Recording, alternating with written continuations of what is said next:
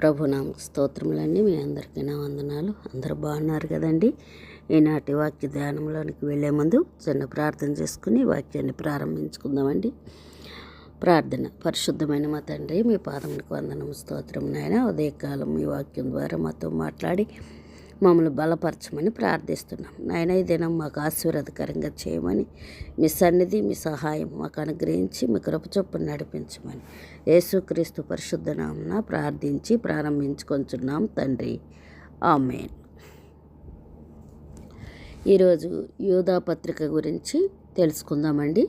యూదా పత్రిక నూతన నిబంధనలో ఉన్న చిన్నదైన, కానీ ఇది చిన్నదే అయినా ఒకటే అధ్యాయమైన దీంట్లో చాలా అత్యంత శక్తివంతమైన పత్రికగా ఈ పత్రికను మనము చూడవచ్చు. ఇది విశ్వాసులను మరి తప్పుడు బోధల నుండి జాగ్రత్త పరచుటకు మరియు పరిశుద్ధ విశ్వాసములో స్థిరంగా నిలవమని ప్రోత్సహించుటకు రాయబడిన పత్రికగా ఈ పత్రికను మనము చూస్తూ ఉన్నామండి. ఈ పత్రిక రాసింది ఎవరు అంటే యోధా గారు రాశారు. అయితే ఆయన తాను పరిచయం చేసుకుంటూ ఆయన మాట్లాడుతున్న మాటలు యోధా 1:1 యేసుక్రీస్తు దాసుడను యాకోబు సహోదరుడనైన యోధా అని పరిచయం చేసుకుంటూ ఉన్నారండి. అయితే ఈ యాకోబు అనగా యెరూషలేము సంఘ నాయకుడిగా మనం చూస్తూ ఉన్నాము. అందువలన ఈ యోధా యేసుక్రీస్తు యొక్క సహోదరుడని అనేకులు నమ్ముతారు. ఈ యాకోబు కూడా యేసుక్రీస్తు యొక్క సహోదరుడని నమ్ముతున్నాం కదండి. ఆ యొక్క యేసు ప్రభువారి తర్వాత మరియమ్మకు యోసేపుకు పుట్టిన కుమారులుగా వీరిని చూస్తూ ఉన్నాము. అయితే యేసు ప్రభువారి యొక్క సహోదరులు యాకోబు, యోసే, సీమోను, యోధాగా మనము మత్తయి సువార్త 13:55 ఈ వచనాన్ని మనం చూస్తామండి. మత్తయి సువార్త 13:55 ఈ వివరము రాయబడటం చూస్తాము. ఇతడు వడ్లవాని కుమారుడు కాడా? ఇతని తల్లి పేరు మరియ కాదా? యాకోబు, యోసేపు, సీమోను, యోధా అని వారు ఇతని సోదరులు కాదా అని అక్కడ మాట్లాడటం మనం చూస్తూ ఉన్నాం.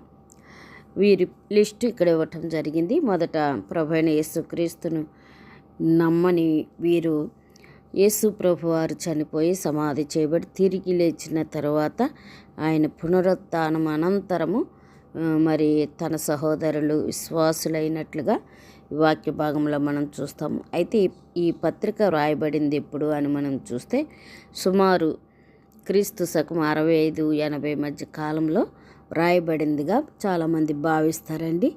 ఎక్కడి నుంచి రాశారు అని మనం చూస్తే ఖచ్చితమైన స్థలం గురించి ఇక్కడ తెలియబడలేదు, కానీ పాలస్తీనా ప్రాంతము లేదా యెరూషలేము పరిసర ప్రాంతాల నుండి వ్రాసి ఉండవచ్చునని పండితులు భావిస్తూ ఉన్నట్లుగా ఈ పత్రికను గురించి తెలుస్తోందండి. ఎవరి కోసం రాయబడింది అని మనం చూసినట్లయితే యూదా పత్రిక ప్రత్యేకంగా సంఘానికి కాకుండా క్రీస్తునందు పిలువబడిన విశ్వాసులందరికీ వ్రాయబడిందిగా ఈ పత్రిక ఉన్నది. ఎందుకంటే మనము యూదా పత్రిక 1:1 చూసినట్లుగా పిలువబడిన వారికి తండ్రి అయిన దేవునిలో ప్రియులై యేసుక్రీస్తు కొరకు కాపాడబడిన వారికి అని వ్రాయబడటం మనం చూస్తాం. ఈ పత్రిక వ్రాయబడిన ప్రధాన ఉద్దేశం ఏమిటి అని మనము మరి చూసినట్లయితే యోధా మొదట రక్షణ విషయమే వ్రాయాలని కోరుకున్నట్లుగా చూస్తూ ఉన్నాము. కానీ సంఘంలోనికి స్వరబడిన తప్పుడు బోధలను చూచి హెచ్చరిక పత్రికగా కూడా ఈ పత్రికను వ్రాసినట్లుగా మనం చూడవచ్చు. అందుకనే యోధా 1:3 మనం చూస్తాం కదండి. యోధా పత్రిక 1:3 ఏమని రాయబడిందంటే అక్కడ ప్రియులారా, మనకందరికీ కలిగేటి రక్షణను గూర్చి మీకు రాయవలనని విశేషాసక్తి గలవాడనై ప్రయత్నపడుచుండగా పరిశుద్ధులకు ఒక్కసారి అప్పగింపబడిన బోధ నిమిత్తము మీరు పోరాడవలనని మిమ్మును వేడుకొనుచు మీకు వ్రాయవలసి వచ్చెను అని అక్కడ వ్రాయటం మనము చూస్తున్నాం. అంటే పరిశుద్ధులకు ఒక్కసారి అప్పగింపబడిన విశ్వాసం నిమిత్తము పోరాడండి అని ఈ పత్రిక రాసినట్లుగా చూస్తున్నాం. ఇంకా మనం ప్రధానంగా చూసినట్లయితే తప్పుడు బోధల గురించి మరి హెచ్చరించటము, పరిశుద్ధ జీవితం గురించి బోధించటము, విశ్వాసంలో స్థిరంగా ఉండమని ప్రోత్సహించటము, దేవుని తీర్పును గుర్తించడం మన ముఖ్య ఉద్దేశములుగా ఇక్కడ మనం చూస్తున్నాం. ఈ పత్రికలో మనం చూసినట్లయితే ముఖ్యాంశాలు కూడా మనకు కనబడుతూ ఉన్నాయి. విశ్వాసము నిమిత్తము పోరాడాలని, క్రైస్తవుడు సత్య సువార్తను కాపాడాలని, తప్పుడు బోధల లక్షణాలను గురించి కూడా యోధా గారు రాసినట్లుగా మనం చూస్తాం. దుర్మార్గులు, స్వార్థపరులు, తిరుగుబాటుదారులు, కామాశక్తులు అని వివరించినట్లుగా ఈ పత్రికలో మనం చూస్తాము. దేవుని తీర్పు నిశ్చయము అని ఖచ్చితంగా ఇక్కడ మనకి యోధా పత్రికలో కనబడుతుంది. అవిశ్వాసి ఇశ్రాయేలీలు, పాపం చేసిన దూతలు, సొదొమ గొమొర్రా పట్టణాలు గురించి కూడా ఇక్కడ వ్రాయబడటం మనం చూస్తాం.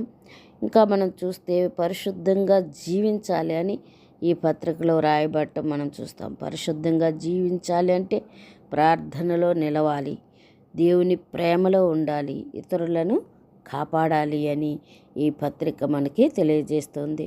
యోధా పత్రికలో ఉదాహరణలు ఎక్కువగా ఉన్నాయని మనం చూడవచ్చు. ఇది 2 పేతురు 2వ అధ్యాయంతో చాలా పోలిక కలిగి ఉన్నట్లుగా ఈ పత్రికను చూస్తూ ఉన్నాము. ప్రధాన దూత మిఖాయేలు గురించి ప్రస్తావన కనబడుతుంది. హానోకు ప్రవచనం కనబడుతుంది. తప్పుడు గురువులపై తీవ్రమైన హెచ్చరిక కూడా ఈ యొక్క పత్రికలో కనబడుతుంది.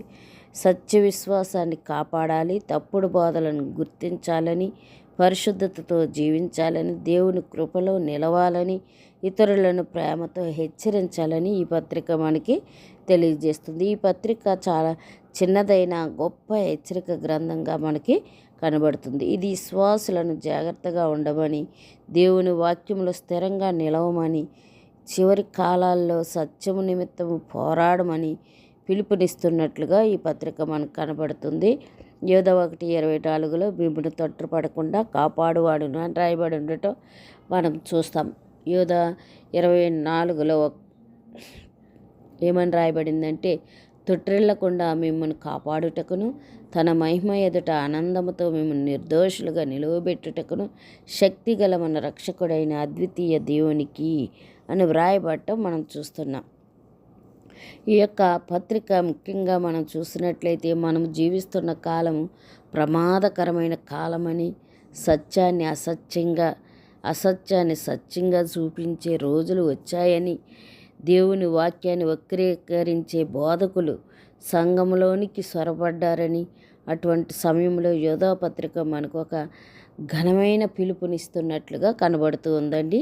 అయితే విశ్వాసం నిమిత్తం పోరాడండి అని మరి యోధా గారు మాట్లాడుతూ ఉన్నారు. ఇది శారీరక యుద్ధం కాదు కానీ ఇది ఆత్మీయ యుద్ధముగా, ఇది సత్యాన్ని కాపాడే పోరాటంగా చూడాలని ఈ పత్రిక మనకి తెలియజేస్తుంది. యోధా చెప్పిన విశ్వాసము మనుషుల ఆలోచన కాదు కానీ అది దేవుని నుండి వచ్చిన సత్యము అని ఈరోజు చాలామంది వాక్యాన్ని మార్చుతున్నారు, పాపాన్ని సాధారణంగా చూపిస్తున్నారు, పరిశుద్ధతను తగ్గిస్తున్నారు. కానీ దేవుని పిల్లలు సత్యములో నిలవాలని గలతీ 1:8 రాయబడినట్లుగా, మేమేమైనను పరలోకము నుండి వచ్చిన దూతలైనను వేరొక సువార్త ప్రకటించిన ఎడల అతడు శాపగ్రస్తుడగనని అపోస్తలుడైన పౌలు గారు మరి రాసినట్లుగా అక్కడ మనం చూస్తున్నాం. వేరొక సువార్త, దేవుని నుంచి వచ్చిన సువార్త కాకుండా ఎవరు చెప్పినా, మేము చెప్పినా అని చివరికి చెప్తూ ఉన్నారు. అంటే ఏ సేవకులు గొప్పవారు అన్న వాళ్ళు ఎవ్వరు చెప్పినా కానీ వాక్యములో మనము సరిచూసుకొని ఈ యొక్క వాక్యాన్ని అనుసరించాలని ఇక్కడ వాక్యం మనకి తెలియపరుస్తుంది. సత్యం ఎప్పుడు మారదు, కాలం మారినా దేవుని వాక్యం మాత్రం మారదని ఈ యొక్క యోధా పత్రికలో మనం చూస్తాము. యోధా తప్పుడు బోధకుల గురించి హెచ్చరించారు. వారి లక్షణాలను కూడా ఇక్కడ మనకు తెలియపరుస్తున్నట్లుగా చూడవచ్చు. దేవుని కృపను దుర్వినియోగం చేస్తారు, స్వార్థంగా జీవిస్తారు, పరిశుద్ధత లేకుండా నడుస్తారు, మాటలతో మోసం చేస్తారు. ఈరోజు కూడా అలాంటి బోధలు అనేకం ఉన్నాయి. కాబట్టి మనం వాక్యాన్ని శ్రద్ధగా చదువుచు, వాక్యాన్ని గమనిస్తూ, వాక్యానుసారంగా జీవించటానికి మనము వాక్యాన్ని ముందు పెట్టుకోవాలని ఈ పత్రిక మనకు తెలియజేస్తుంది. చాలామంది మనము ఏ విషయాల్లో పడిపోవటానికి ఎక్కువ ఆస్కారం ఉందో మనం ముందుగా ఆ విషయాల్లో జాగ్రత్త పడాలి. మరి ప్రతి మధురమైన పాట దేవుని వాక్యం కాదు, కానీ ప్రతి అద్భుతము దేవుని నుండి వచ్చినది కాదు, కానీ వాక్యముతో పరిశీలించుకోవాలి. ఏ విషయానైనా వాక్యముతో పరిశీలించుకుని వాక్యాన్ని మన హృదయంలో భద్రపరుచుకుంటూ వాక్యంలో సరిచూసుకుంటూ ముందుకు కొనసాగాలని ఈ పత్రిక మనకు హెచ్చరిక చేస్తుంది. మొదటి యోహాను పత్రిక 4:1 మనం చూసినట్లయితే అక్కడ రాయబడి ఉంటుంది కదండి. 4:1 ప్రియులారా, అనేకులైన అబద్ధ ప్రవక్తలు లోకములోనికి బయలు వెళ్ళి ఉన్నారు గనుక ప్రతి ఆత్మను నమ్మక ఆయా ఆత్మలు దేవుని సంబంధమైనవో కావో పరీక్షించుడి అని అక్కడ రాయబడటం మనం చూస్తున్నాం. కాబట్టి ప్రతి ఆత్మను నమ్మకూడదు. ఆ ఆత్మలు దేవుని సంబంధమైనవో కాదో దేవుని వాక్యములో నుంచి మనం పరిశీలించాలని ఈ యొక్క పత్రిక మనకు తెలియజేస్తుంది. పరిశుద్ధాత్మలో ప్రార్థన చేయొచ్చు అని మనం చూస్తాం కదండి. యోధ 1:20 ఆ మాటలు రాయబడి ఉండటం మనం చూస్తాం. యోధ 1:20 ప్రియులారా, మీరు విశ్వసించి అతి పరిశుద్ధమైన దాని మీద మిమ్మల్ని మీరు కట్టుకొనుచు పరిశుద్ధాత్మలో ప్రార్థన చేయొచ్చు అని వ్రాయబడటం మనం అక్కడ చూస్తూ ఉన్నాం. కాబట్టి ప్రార్థన లేని విశ్వాసి బలహీనుడు, ప్రార్థన లేని విశ్వాసి శక్తిహీనుడు. ప్రార్థన చేసే విశ్వాసి శక్తివంతుడిగా నిలబడతాడని ఈ యొక్క పత్రికలో మనం చూస్తాం. కాబట్టి ప్రార్థనలో బలంగా నిలబడాలనేది ఈ పత్రిక మనకు తెలియజేస్తుంది. ప్రార్థన మనల్ని కాపాడుతుంది, శోధనలో పడిపోకుండా నిలుపుతుంది, ఆత్మీయ వివేకాన్ని ఇస్తుందని ప్రార్థనను మనకి తెలియజేస్తుంది. మోకాలుపై నిలిచిన వాడి జీవితంలో ఎప్పుడు కూడా పడిపోడు అని ఈ యొక్క పత్రిక మనకి తెలియజేస్తుంది. దేవుని ప్రేమలో నిలిచి ఉండాలనేది ఈ పత్రికల యొక్క ఉద్దేశము. యోధ 1:21 దేవుని ప్రేమలో నిలిచి ఉండుడి అని రాయబడటం చూస్తాం. లోకం ద్వేషంతో నిండిపోయిన దేవుని పిల్లలు మాత్రము ప్రేమలో నడవాలి. ప్రేమ క్షమిస్తుంది, ప్రేమ కాపాడుతుంది, ప్రేమ దేవుని దగ్గరకు చేరుతుందని ఈ యొక్క ప్రేమను విడిచిపెట్టకుండా ఉండాలని దేవుని ఈ యొక్క యోధ పత్రిక మనకి తెలియపరచబడుతూ ఉంది. చివరి వరకు నిలిచిన వారే జయిస్తారని ఈ పత్రిక మనకి జ్ఞాపకం చేస్తుంది. సాతాను తన విశ్వాసాన్ని కోల్చాలని ప్రయత్నిస్తాడు, ప్రతి ప్రయత్నము చేస్తూనే ఉంటాడు, కానీ దేవుడు మనల్ని కాపాడుతాడని యోధ పత్రిక 1:24 చెప్పినట్లుగా మిమ్మల్ని తొట్టిల్లకుండా కాపాడుతాడని రాయబడినట్లుగా మీ బలం చేత కాదు, కానీ దేవుని కృపే నిన్ను నన్ను నిలబెడుతుంది. కాబట్టి మనము దేవుని పిలుపు కలిగిన వారముగా ఈరోజు దేవుడు మనల్ని పిలుస్తున్నాడు. సత్యములో నిలవండి, పరిశుద్ధతలో జీవించండి, ప్రార్థనలో మెలకువగా ఉండండి, విశ్వాసము నిమిత్తము పోరాడండి అని ఈ యొక్క పత్రికలో ముఖ్యంగా మనతో మాట్లాడుతున్నట్లుగా ఉన్నది. కాలం చివరికి చేరుతుంది కాబట్టి ఇప్పుడు నిద్రించే సమయం కాదని, ఇప్పుడే లేచి నిలబడే సమయం అని మెలకువ కలిగి ప్రార్థన చేయుడని వాక్యం సెలవిస్తున్నట్లుగా మనం చూస్తున్నాం. సత్యాన్ని కాపాడిన వాడు దేవుని చేత కాపాడబడతాడని, విశ్వాసములో నిలిచినవాడు మహిమలో నిలుస్తాడని, ప్రభువైన యేసుక్రీస్తుతో నడిచినవాడు ఎన్నటికీ సిగ్గుపడడని యోధ పత్రిక ద్వారా మనము నేర్చుకుంటున్నాం. అటువంటి కృప దేవుడు మన అందరికీ అనుగ్రహించునుగాక. ఆమేన్. ప్రార్థన చేసుకుందామండి. పరిశుద్ధమైన మా తండ్రి, మీ పాదమునకు వందనం, స్తోత్రం నాయనా. ఇది యోధ పత్రిక ద్వారా అనేక విషయాలు మాతో మాట్లాడారు. సత్యములో నిలవాలని, ప్రేమ కలిగి జీవించాలని, మీ వాక్యములోనే ప్రభా మిమ్మల్ని వెతికే వారంగా ఉండేటట్లు మీ సహాయం అనుగ్రహించండి. తప్పుడు బాధలు నాయన అనేకము లోకంలోనికి, సంఘంలోనికి వచ్చినాయి.